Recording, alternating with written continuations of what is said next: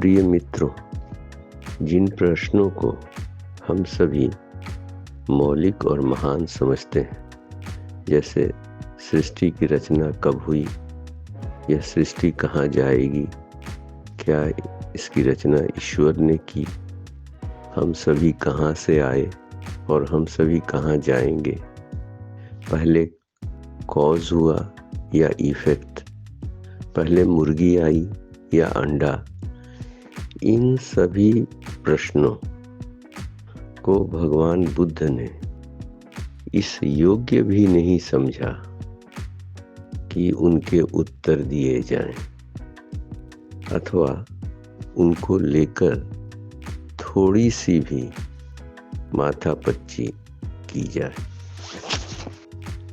तो क्या हो न हो भगवान बुद्ध नास्तिक थे और वे आत्मा परमात्मा किसी को भी नहीं मानते थे, या इस जीवन के बाद क्या है इसे तथागत नहीं जानते थे,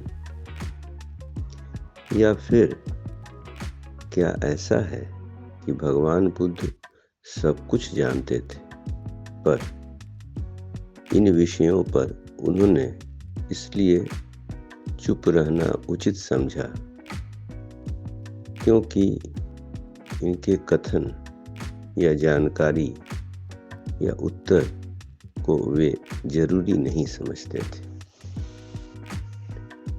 चलिए इस प्रश्न का उत्तर हम धम्मपद की गाथा 28 के माध्यम से प्राप्त करते हैं। महाकाश्यप तथागत के परम शिष्यों में एक थे।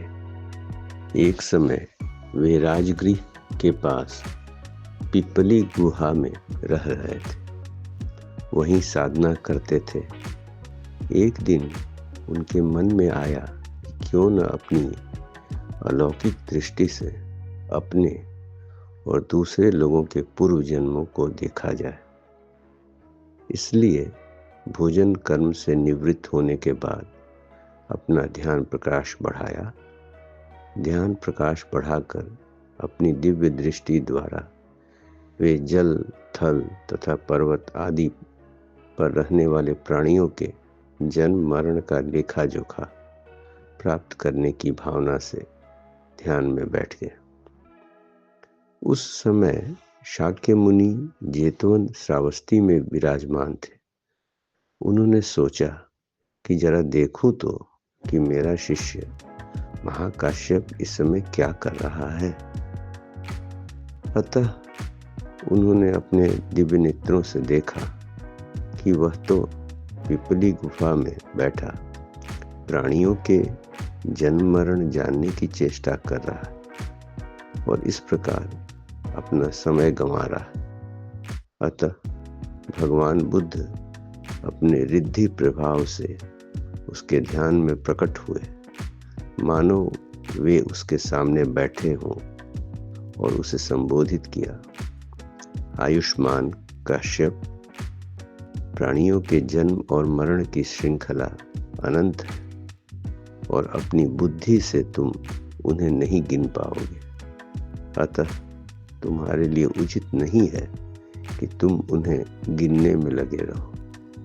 गणना करना तुम्हारा काम नहीं है, यह तुम्हारे ज्ञान से परे है। तुम्हारा ज्ञान तो बहुत ही सीमित है।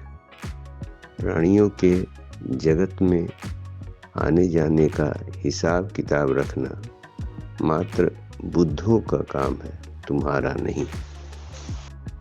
फिर भगवान बुद्ध ने समझाया कि हमें परिश्रम करके अनमाइंडफुलनेस को माइंडफुलनेस के द्वारा जीतना चाहिए। ऐसा करके हम शोक रहित हो जाएंगे, करुणा से परिपूर्ण हो जाएंगे और महसूस करेंगे कि मानो हम माउंट एवरेस्ट की चोटी पर खड़े हैं और परम आनंद और परम शांति की अनुभूति कर रहे हैं। बहुत बहुत धन्यवाद।